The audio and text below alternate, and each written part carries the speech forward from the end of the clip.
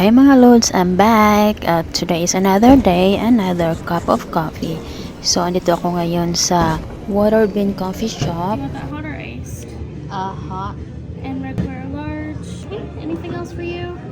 That should be it. Gotcha. That'll...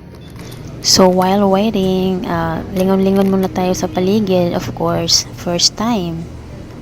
Tingnan natin kung so far, okay naman yung place. At saka ngayon, nakuha ko na yung order ko. Ano pala yung in-order ko mga loads? Caramel macchiato. And yeah, may pa-candy pa silang nalalaman sa ibabaw. Yan. Ang cute, no? So, labas na tayo mga loads sa pa may dugayan kasi naghintay na yung dalawa sa akin sa sasakyan. Bawal kasi pumasok mga loads kasi may aso. $7 something pala yung nabayad ko mga loads. Ang mahal. Magkape na lang ako sa bahay mga loads kasi yung $7 marami na akong magawa niya na kape. Alright, bye-bye.